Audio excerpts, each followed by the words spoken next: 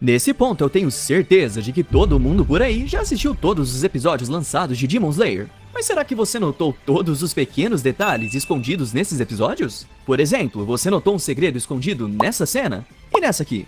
O fato é que existem muitas coisas escondidas em Demon Slayer que são praticamente impossíveis de encontrar assistindo na velocidade normal. É por isso que hoje vamos ver os segredos mais escondidos que só quem assistiu Demon Slayer na velocidade 0.25 conseguiria ter notado. E os últimos detalhes só viu quem despertou a marca do caçador e ativou o mundo transparente. Pra começar, vamos voltar lá no arco do Trem Infinito, quando Tanjiro usa a técnica Clear Blue Sky para acabar com o Emo. No momento em que ele usa essa técnica, se você prestar muita atenção, ou então se você assistir tudo em 0.25, que nem eu, você vai notar que o céu fica claro por alguns instantes. Vale reforçar que toda essa luta acontece à noite, então o Tanjiro conseguir literalmente clarear os céus como se fosse dia é algo bem impressionante, você não acha? Ainda no arco do Trem Infinito, eu notei algo que eu aposto que mais ninguém percebeu. No momento em que Tanjiro e os demais entram no trem, se você desacelerar um pouco essa cena, dá pra ver uma moça com uma roupa rosa dormindo. Reconhece ela? Não? Pois e se eu te disser que ela parece igualzinha à versão humana da Nezuko? Pode reparar, elas têm o mesmo kimono, o mesmo cabelo e até o mesmo rosto. É quase como se fossem a mesma pessoa. E sabe o que isso significa? Nada. Pois é, parece que foi só uma coincidência mesmo. Ou será que não? Ainda na saga do Trem Infinito é quando nós conhecemos o Akaza, o Lua Superior 3, e vemos a impressionante luta dele contra o Rengoku. Nessa luta nós vemos o Akaza usar a sua técnica Compass Needle, e podemos ver um símbolo se formando no chão abaixo dele. Se você reparar bem, esse símbolo lembra muito de um floco de neve. Mas por que o Akaza teria um golpe com um formato tão específico de um floco de neve? Pra entender isso melhor, nós temos de ir lá no capítulo 155 do mangá, onde somos apresentados ao passado do Akaza, e conhecemos a noiva dele, de quando ele ainda era um humano. E se você for bem atento, vai notar que ela usava grampos de cabelo em formato de flocos de neve. Embora o Akaza Demônio não tivesse memórias do seu tempo quando humano, ele inconscientemente faz sua técnica como uma homenagem à sua amada. Algo que eu notei ao assistir tudo novamente, e que pode ter confundido muita gente, foi um detalhe nos filhos do Kaga e o Boyashiki. Isso porque, quando Tanjiro e os outros caçadores chegam até o local para realizar a prova da seleção final, lá no início da primeira temporada, dois filhos do Kagaya aparecem para recebê-los. Sendo a Kanata, que tem o cabelo branco, e o Kirya, que tem cabelo preto. E sim, esse de cabelinho preto é realmente um garoto. Até aí tudo bem, mas se a gente for lá pro episódio 22, quando temos todos os Hashiras reunidos pela primeira vez, nós vemos novamente os filhos do Kagaya, mas agora ambos estão com cabelo branco. O que será que aconteceu aqui? Alguém cansou de ter o cabelo preto e comprou uma tinta para tingi-lo? Não, não foi isso não. O que acontece aqui é que o Kagaya na verdade tem 5 filhos, todos incrivelmente parecidos, e aquele com o cabelo preto simplesmente não estava lá naquele momento.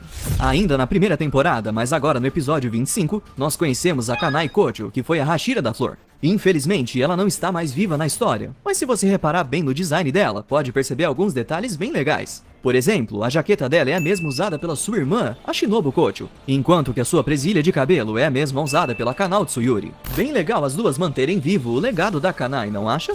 Se você prestar atenção nas roupas de todos os Hashiras, podemos dizer que eles usam roupas até bem normais, exceto pela roupa de um Hashira, o Gyu Tomioka. A roupa dele é a única que é dividida em 2 padrões de cores diferentes, como se fosse feita de 2 jaquetas coladas uma na outra. Será que tem algum motivo por trás disso, ou é apenas ele mostrando seu gosto pela moda? Na verdade, tem sim um motivo, e um bem triste por sinal. A roupa dele é realmente feita da junção de 2 jaquetas, sendo que a parte verde e amarela é a parte da mesma jaqueta usada por Sabito, enquanto que a parte vermelha era a jaqueta usada pela Tsutako Tomioka, a irmã do Gyu. Tanto o Sabito quanto a Tsutako morreram protegendo o Gyu, então ele usa jaquetas como uma forma de tributo, para se lembrar do sacrifício deles e sempre levá-los juntos onde quer que ele vá. Eu disse que era um motivo bem triste. O mais legal de rever os episódios e de prestar bastante atenção neles é que você começa a notar coisas que não viu antes, e até mesmo as aberturas trazem segredos. Por exemplo, nas primeiras aberturas, começando lá no episódio 2, nós vemos uma imagem de todos os Hashira juntos, só que o Gyu é o único visível e todos os outros estão escondidos.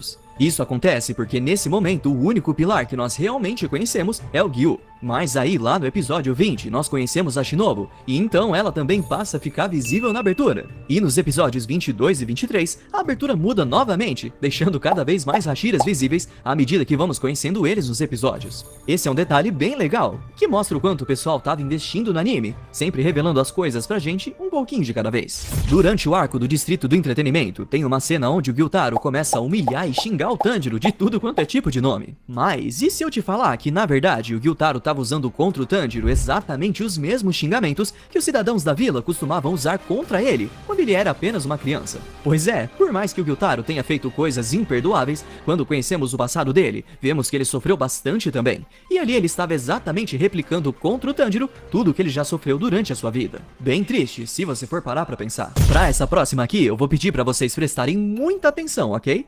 Pois eu tenho certeza que vocês perderam esse pequeno segredo aqui no episódio 14. Enquanto Tanjiro e Zenitsu estão brigando dentro da casa do brasão da Glicínia e a câmera mostra rapidamente o lado de fora, lá no telhado, por um breve momento, podemos ver o pardal do Zenitsu e o corvo do Tanjiro lado a lado, como verdadeiros brothers. Será que eles estavam ali só vigiando caso algum demônio quisesse dar as caras? E agora, avançando um pouquinho lá pro arco do Distrito do Entretenimento, você se lembra desses 3 personagens? Eles são os donos das 3 casas em que Tanjiro e seus companheiros se infiltram lá no distrito. Mas você notou que eles apareceram muito antes disso? Se você prestar bastante atenção, você vai ver que eles aparecem andando na rua casualmente, lá na abertura dessa temporada. É bem comum animes fazerem isso e esconderem certas coisinhas assim na abertura e no encerramento, e em Demon Slayer não foi diferente. E falando nos corvos, você já notou como alguns corvos dos Hashiras têm características iguaizinhas às deles? É sério, pode reparar. O corvo do Tengen tem colar e brincos tão chamativos quanto os do próprio Tengen, enquanto que o corvo da Mitsuri tem um acessório rosa e verde na cabeça, lembrando o design dela própria. Bem legal, não é mesmo? Mas e se fosse o seu corvo? Qual acessório ele usaria para te representar? Durante a seleção final, se você diminuir a velocidade de algumas cenas em que o Tanjiro tá usando a sua espada, você vai notar que a espada dele é azul. Só que mais tarde nós aprendemos que a cor da espada do Tanjiro deveria ser preta. Então, o que aconteceu? Por que ela tava azul aqui? O detalhe que a maioria deixa passar é que a espada Nichirin apenas muda de cor na primeira vez que alguém segura ela. E aqui na seleção final, o Tanjiro na verdade estava usando uma espada que já pertencia ao Sakon de Urokodaki. Ou seja, a espada já tinha adquirido a cor azul por causa dele. É um detalhe pequeno, mas que acaba passando despercebido por quase todo mundo. Você com certeza já notou que a marca na cabeça do Tanjiro deu uma evoluída desde o início do anime até hoje, não é mesmo? Ela passou de uma cicatriz para uma espécie de tatuagem. Mas você sabe dizer exatamente quando foi que ela mudou? Não? Pois pra sua sorte, eu sei. Eu sei o exato minuto e segundo que isso aconteceu. A primeira vez que ela mudou foi lá no episódio 4 da primeira temporada, exatamente aos 18 minutos e 17 segundos, quando Tanjiro sofre um golpe do demônio das mãos e é mandado voando pra longe. Logo depois, a testa dele é coberta de sangue, bem no exato local de sua marca, e desde então, ela mudou pra sempre. Avançando um pouquinho a coisa toda, lá no arco da Vila dos Ferreiros, nós somos devidamente apresentados ao Genin Shinazugawa e conhecemos um pouco de sua história. Agora, o detalhe que você com certeza não notou é que quando estamos no episódio em que o passado do Genin e do Sanemi é mostrado, se você pausar a cena exatamente aos 17 minutos e 50 segundos, vai ver de costas essa menina aqui. Você percebe algo de familiar nela? Sua roupa vermelha, seu laço rosa e até o seu estilo de penteado te lembra alguém? Ela parece exatamente igual a Tsutako Tomioka, a irmã do Gyu. Claro que não tem qualquer tipo de confirmação aqui, mas como é uma cena de flashback na época em que ela provavelmente ainda estava viva, é totalmente capaz que a irmã do Gyu tenha esbarrado com os irmãos Shinazugawa bem antes deles se tornarem caçadores de demônios. E no arco da Vila dos Ferreiros é onde nós também conhecemos o Gyoko, o Lua Superior 5, que todos podemos concordar que é o mais esquisito de todos. Na luta dele contra o Muichiro Tokito, nós vimos que ele luta usando vários vasos de porcelana, por mais bizarro que isso seja. Porém, um detalhe que você pode ter perdido é que ele usa um vaso com um design bem diferente para cada um dos seus ataques. Por exemplo, esse é o vaso que ele usa para invocar vários peixes que cuspem agulhas venenosas. Esse é o que ele usa para manifestar vários tentáculos gigantes. Esse é o que ele usa para realizar ataques com água. E esse é o que ele usa para invocar um total de 10.000 peixes assassinos. É quase como se ele tivesse tido cuidado de confeccionar cada um dos vasos dos seus ataques. Eu diria que é um nível de comprometimento artístico bem alto para um demônio. Ainda no arco da Vila dos Ferreiros, podemos encontrar outro grande detalhe logo na sua abertura. Nessa cena, nós vemos o Muichiro lutando contra o Yorite tipo 0, o boneco mecânico usado para treinamento. E eu já te falei antes como as aberturas de animes costumam carregar segredos, certo? Se você pausar exatamente nesse momento, vai notar que a espada do Muichiro acaba sendo quebrada durante esse treinamento dele. E por que isso é importante?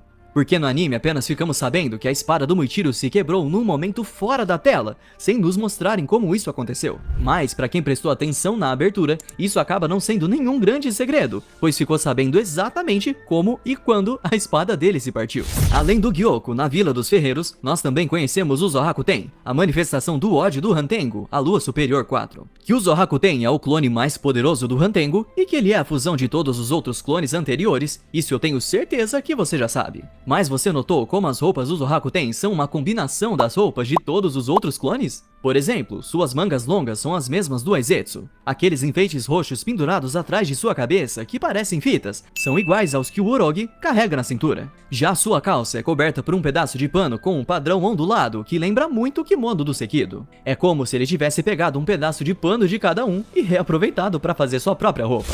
Mas o Gyoko e o Hantengo não são as únicas luas superiores que nós conhecemos na Vila dos Ferreiros, não. Na verdade, bem no início dela, nós somos apresentados a todas as luas superiores. Inclusive, na cena em que eles estão reunidos dentro do Castelo Infinito, nós vimos o Akaza acertar um murrão no queixo do Doma, que foi forte o suficiente para arrancar a mandíbula dele fora. Essa cena com certeza foi incrível, mas eu quero chamar sua atenção aqui para algo que você só vai notar assistindo em câmera lenta, que é em como a regeneração do Doma é muito bem feita e detalhada. Se você analisar bem, primeiro nós vemos regenerando seus ossos, depois tecido, depois dentes e finalmente a sua pele. Uma salva de palmas à equipe de animação aqui, eles realmente se superaram nessa. Alguma vez você já se perguntou o que o Tanjiro e a Nezuko fazem em seu tempo livre quando não estão treinando ou salvando o mundo de demônios? Afinal de contas, eles são irmãos, então como será que eles passam tempo juntos? Nós temos uma ideia disso nessa cena em que o Muichiro aparece para acordar o Tanjiro, de repente. Se você olhar ali no cantinho no chão, vai ver que tem vários papéis coloridos e alguns origamis. Ou seja, quando não estão lutando contra demônios, Tanjiro e Nezuko estão simplesmente se divertindo na companhia um do outro enquanto fazem uns bichinhos de origami. E sim, isso só faz a gente amar eles ainda mais. E aqui vai um detalhe de uma sequência que aconteceu lá no primeiro episódio do anime e que aposto que muita gente nem prestou atenção. Nesse episódio nós vemos o Tanjiro indo até a cidade vender carvão, enquanto que um dos seus irmãos é mostrado segurando um machado com uma bainha de couro. Logo depois, quando Tanjiro volta para casa e descobre que toda sua família foi morta, nós vemos ele correndo desesperado enquanto carrega Nezuko. Se você reparar bem nessa cena, vai ver que o Tanjiro carrega na cintura o exato mesmo machado que o seu irmão estava segurando. É como se mesmo naquele desespero todo, o Tanjiro tivesse tido tempo de pegar o machado, já prevendo que teria de usá-lo mais pra frente. E realmente teve. Esse é o mesmo machado que vemos Tanjiro usando contra o Gyu para tentar salvar ele e a Nezuko. Não é como se isso fosse algo escondido, é mais um detalhe que a maioria deixou passar batido. Toda a jornada do machado até acabar de encontro ao Gyu. Bem legal, não acha?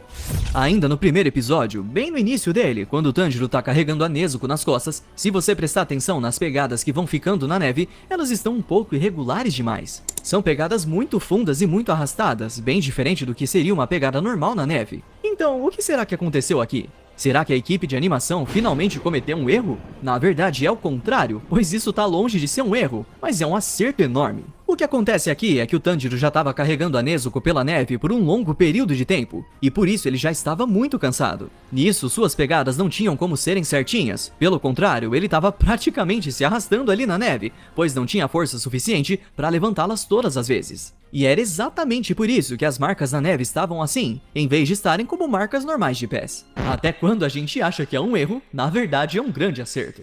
E quer saber um outro nível de detalhe enorme dos animadores de Demon Slayer? Pra isso, vamos voltar lá no segundo episódio do anime, quando Tanjiro conhece o Sr. Urokodaki e vê a casa dele.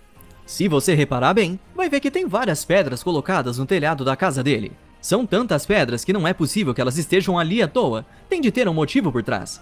E realmente tem. Se você der uma pesquisada, vai descobrir que antigamente era normal as pessoas que viviam em áreas tempestuosas ou nas montanhas colocarem pedras no telhado da casa. Isso para evitar que o telhado não saísse voando sempre que um vento forte chegasse. Fala sério, esse é o nível de detalhe que dá gosto de ver. E aí, você já tinha percebido todos esses detalhes? Comenta aí dizendo qual deles mais te impressionou. Ah, e se você também sempre se perguntou o que aconteceria se o Tanjiro tivesse encontrado o outro Hashira ao invés do Gyu, então você não é o único, pois nós também já nos perguntamos isso, e inclusive falamos sobre isso nesse próximo vídeo que você pode conferir agora. Mas eu vou ficando por aqui, e até a próxima. Valeu!